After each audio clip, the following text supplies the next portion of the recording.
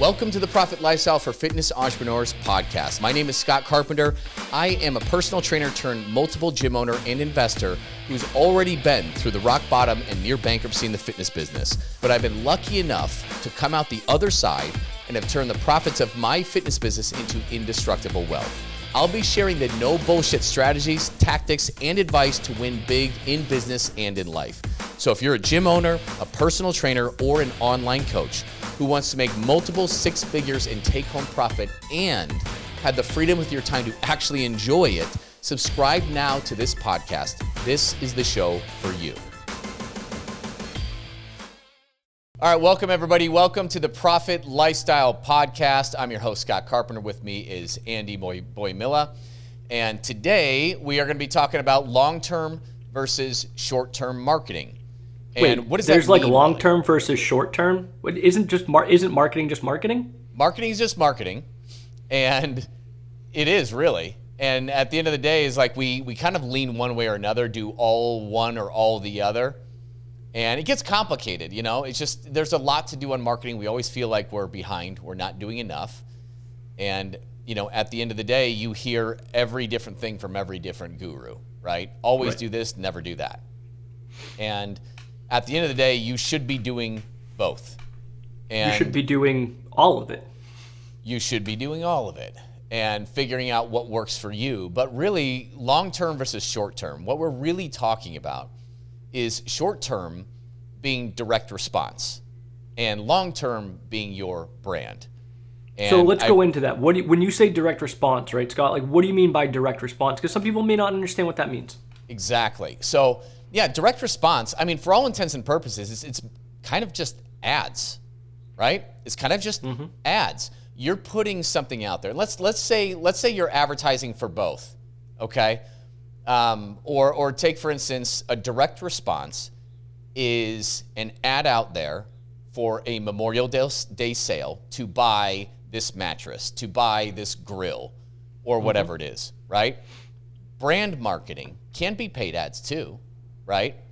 But take a look at a great example of that is Coca-Cola. They're not running a sale to buy something now, to take this action, to go to this website and make a purchase or anything like that. They are putting out their brand, right? For recognition, for exposure, for all those kinds of things. And quite often that something that we hear as small business owners is like, branding is for the big guys. Don't do that. Right. And that's overly simplistic, right? And also not right. I mean, you and I even did an entire podcast on why brand is so important. Because if you don't have an established brand, if you don't even know your own brand, how is anybody else supposed to know it? Yeah. Oh, absolutely. And so there's pros and cons of both, right? And so but really in our space, right, with health and fitness businesses, whether you're a gym owner, an online coach, you're a chiropractor, you're a whatever it is, really, although it really run for paid ads, is typically direct response. And yes, although that isn't always true. That isn't always true. You can run what are called awareness ads, right? Absolutely. And these are ads that do not have a direct call to action.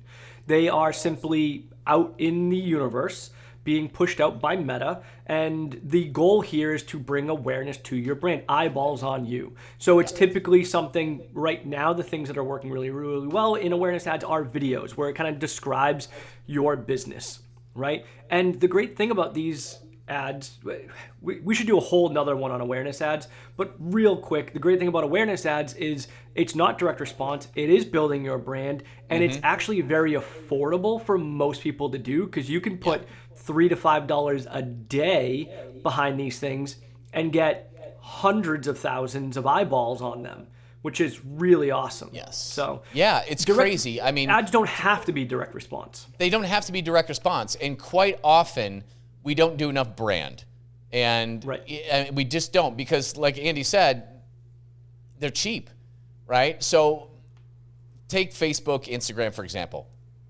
You can run awareness ads, and you can kind of track the through plays, which is somebody who watches that video for, I believe, 15 seconds or longer, which is a very long time in social media, So count 1 Mississippi, 2 Mississippi, 3 Mississippi.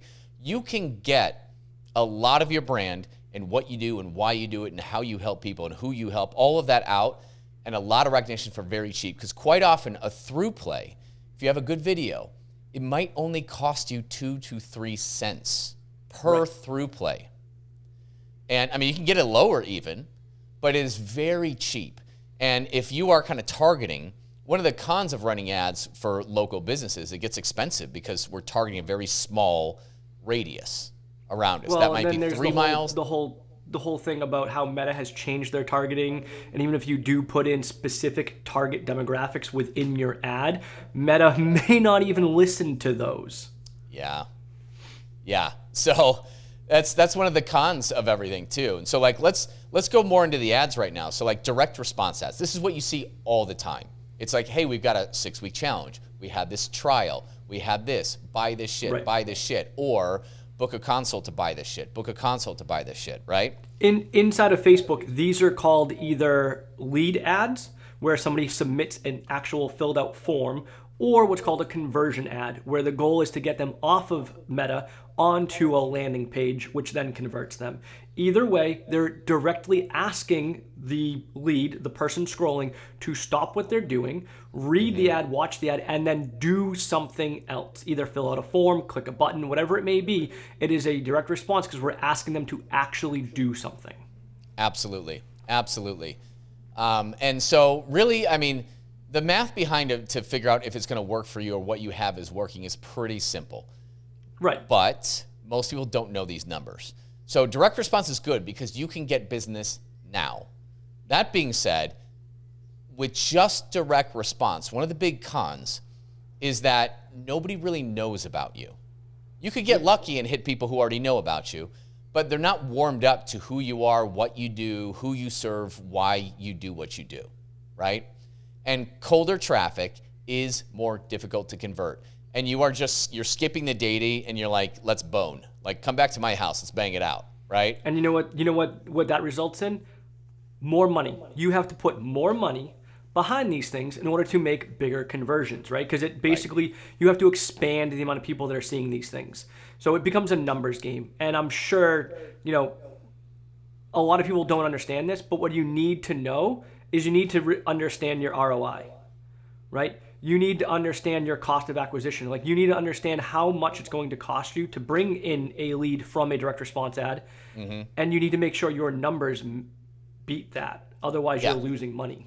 Yeah. And so here's kind of how you do that is, the number one metric to see for ads work, you need to know to get your return on ad spend. In the long haul, you need to know your customer acquisition cost, your CAC, right? Or CPA. Some people talk about cost per acquisition. Yep. And the important number you need to know, which not a lot of you do, you need to really look at some of our systems to install it if you don't know this number, but your LTV, the lifetime value of your customer, okay? Because there's 2 ways to look at it, and both are important though. You need to know what the money that you're getting now from that acquisition, right? And ideally, front end costs. Yep, exactly. What you collect right up front. That's important because you can't go crazy negative. You can't spend out all this money on ads, bring in a small amount and go negative. Because in our industry, in the service-based health fitness business, churn is pretty high, especially coming from cold traffic. And you might not make your money back because they might go in and bounce out. That can happen. But ideally, if you can at least break even on the front end, that's great. I love to see a 1-to-2 or 1-to-3 ratio, right? And everything pays for itself and you just throw more money into it, but it's not always possible. But if you can break even on the front end, that is fantastic, right? As a starting point, because your lifetime customer value will come in over the long haul. And so if you can break even. What Scott's saying is, let's say it costs you $200 to acquire a client. And let's say that client pays you $200 up front for their first package, membership, whatever it may be. That's a 1-to-1, right? It's an even split. I spent $200, I made $200. But The thing that a lot of people don't take into account is the lifetime value, because if that client stays with you, which they should, they're going to bring in more money.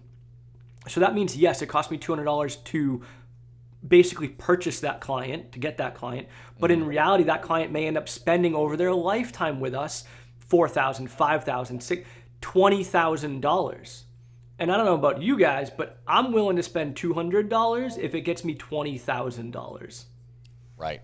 And so knowing your lifetime client value, it's very important, because if you know that and you're confident in that, and you know the average person will spend $4,000 over the course of their relationship with you, well, could you spend $500 to get it? Yeah. Even if it means you go in the hole by $300 in the first month, assuming you're okay with cash flow, that would be a winning play, right? In the long term. In the long term. So ideally, if we can break even on the front end, that's fantastic. If you're positive on the front end, awesome. That being said, even if you're not, play the long game. Play the long game, right? So those numbers are very important. If you don't know those numbers, you can't confidently spend money on ads. And this is where okay, let me start and I'm going to give all my money to this marketing company and really hope it works out. And as soon as it doesn't in the first month, they bail. But maybe you're actually okay because of your long-term value. I don't know, and most people don't know. So it's really important to get those metrics, because you really can't scale unless you have those metrics, right? But the cons of direct response ads are that they're hard, because Facebook, Meta, all these platforms are always changing. Quite often, winning ads don't stay winning for a long time. In today's market, you've got to change copy and creatives all the time. It's crazy. There are restrictions to what we can and can't say. And like I said, it can be expensive. It can be time consuming, right? If you don't have a good system to do it. Now, let's look at long-term marketing and branding, okay? So branding is not being horny for the sale. It's not asking to do this now, right? It's getting out there in the marketplace and creating a reputation for yourself or your brand. And it's a long-term play typically. Do you get people from this? Yes. Is it as predictable as ads? No. No. You might get 4 people this month. You might get 8. You might get 0, right? But here's the thing, is that this will actually get you cheaper cost per lead and cost per acquisition over the long haul too with your direct response. Because of what a lot of people will do, and I have done it, I'm sure Andy, you have done it, is you see an ad that compels you, you're interested in some way, shape, or form, and whoever or whatever company ran that ad, you go to check them out. Right. You hop off of social media, you go onto your web browser, and then you Google that company. Yeah.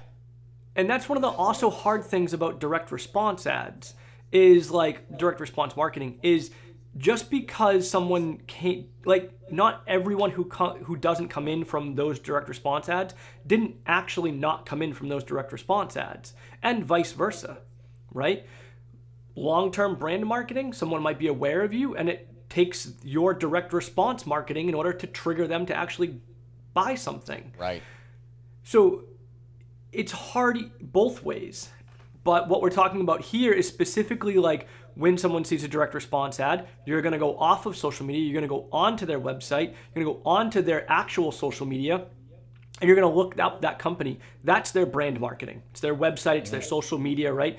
It's their digital footprint. Those are what things you're now looking at, and that's what could make a difference. So both can feed each other, which is why we should always be doing both. But I got on a tangent. My apologies. Yeah, exactly. And sometimes you go to websites, sometimes they just go to your profile too.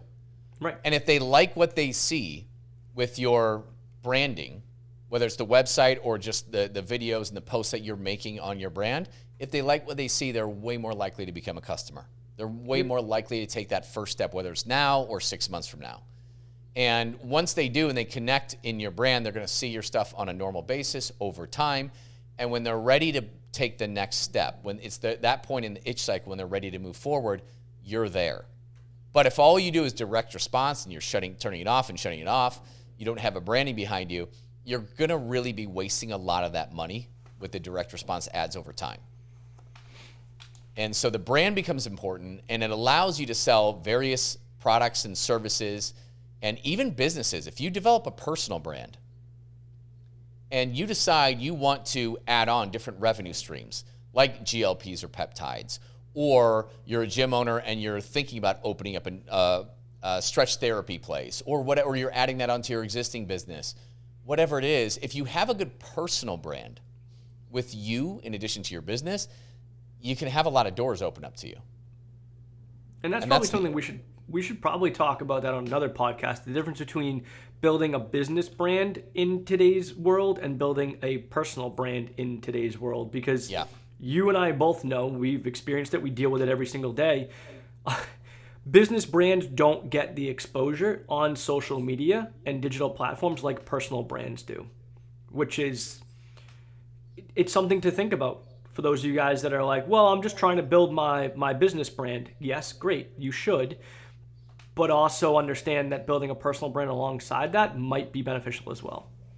Hugely beneficial. Now and in the future, no matter how your ownership or how your career changes in the future, when you are marketable as yourself, you can flip and switch and do anything you want. There's a lot of doors that are open to you. You can have different products, services, businesses. So your personal brand is very important. And listen, I kind of wish it wasn't so either. Right. That you get way more exposure from it, because I've not been somebody who's wanting to be in the spotlight at all. I went kind of kicking and dragging and screaming to do it, but at the end of the day, it had to be done, so I did it, and now I actually enjoy it. It's fun. But at the end of the day, I'm kind of a private person.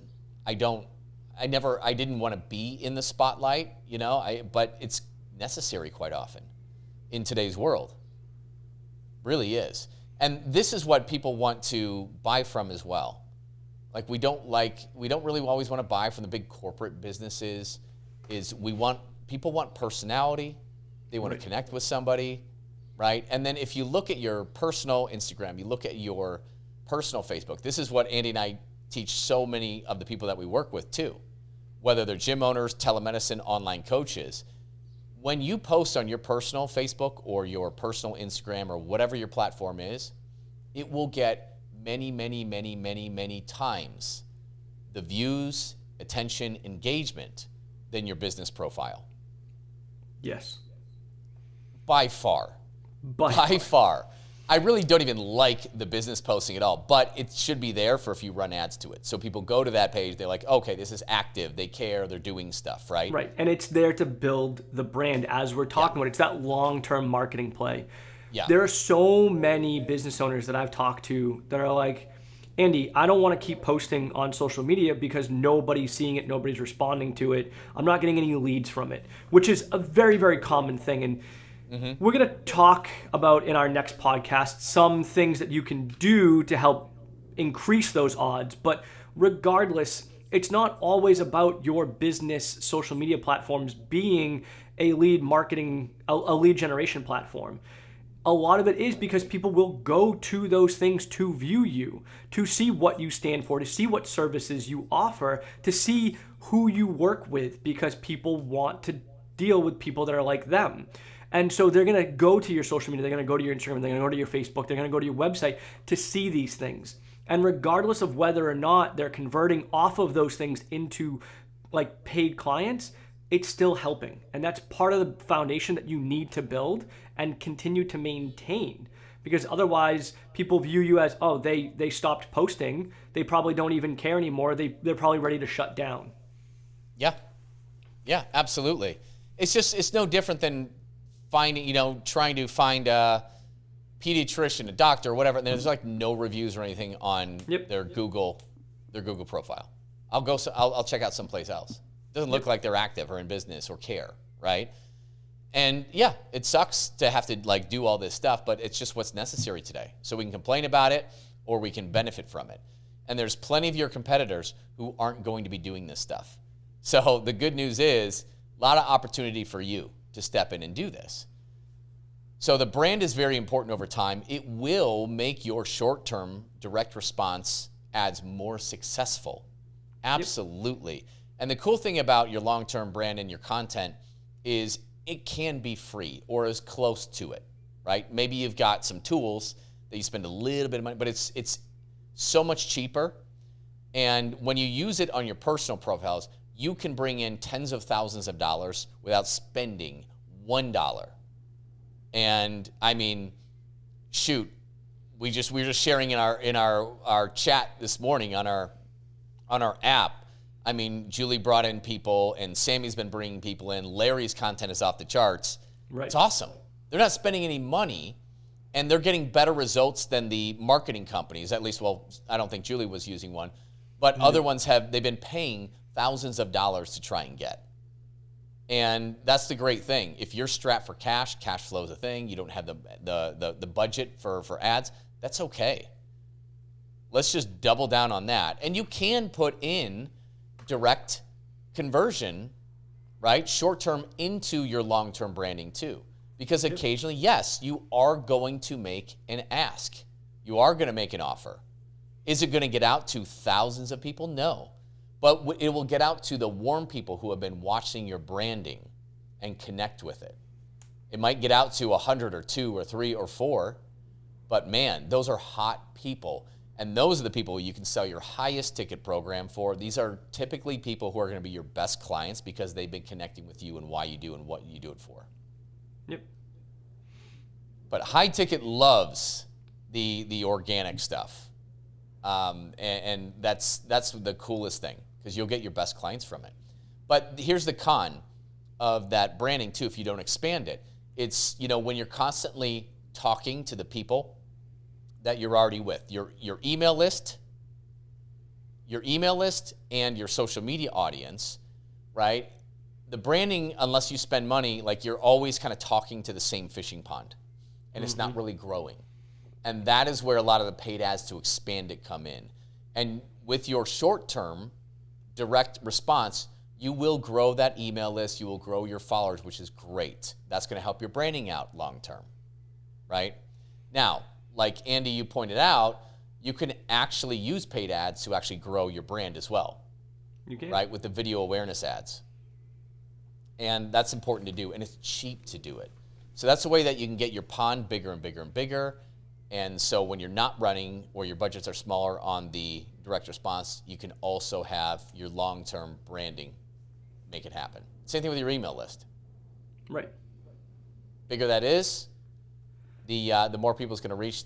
When you do run a special ad or an offer or whatever it is, you're going to get more. So the moral of the story is you should be doing long-term branding marketing, and you should be doing short-term direct response marketing, because they do feed each other.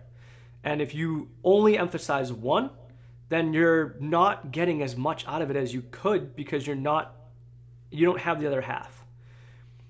The great thing is the long-term brand marketing, it's cheap. It's easy to do. The short-term direct response marketing can be expensive, but it can pay off dividends in the end as long as you keep track of your numbers. So both have pros, both have cons. You should be doing both. And if you need help with any of this, let us know. I love marketing. So much. I don't say this sarcastically when I say it's so much fun. I know like that's a typical sarcastically said thing. I genuinely mean it. I love working on marketing with people and coming up with marketing plans, because we can do so much with very little levers to pull, because a lot of people just don't know what to do. Absolutely. And then our next episode, so make sure to tune into the next one, because we're going to go into a little bit more on how you can create really engaging content, and you can systematize this stuff a little bit so that you can stay on top of it. Like, you have to be able to stay on top of it, because I know we sprint and get stuff done. We're good for a week or 2 or 3. I have been guilty of this over and over and over and over and over, but we can't keep up with it, because then we get busy and we have this, we have that, life gets in the way. So we're going to give you some tips on how to create the content that gets their interest, builds your brand, does convert people, and how to do it so it doesn't take over your whole life, or you get anxiety because you got a blank screen and you're like, where do I even start? Yep. So, guys, thank you for listening. Tune in next week. Do the like, subscribe thing. Share this podcast with somebody who needs it. And we'll see you next week when we deep dive into that content. Appreciate it, guys. Thanks, everyone. Listen, if you're stuck and could use some advice in your business, whether you're just starting out, a veteran in the business, or expanding online or into multiple locations, you can hop on a free call with us to pick our brains at ptlegends.com/one-on-one call. You can see that in the show notes. That is with numbers. Chances are we'll be able to help you get some clarity on what you need to do specifically in your business to get to the next level. It's not a sales call. We'll connect you with the right resources to help you solve your problems. But if you want to learn more about working with us, that's cool too. We can share that information should you want it. So book your call now to get out of the rat race before your week consumes you, which is easy to do at ptlegends.com/one-on-one call. That's with the number 1 on the number 1 call. You can find this in the show notes. See you soon.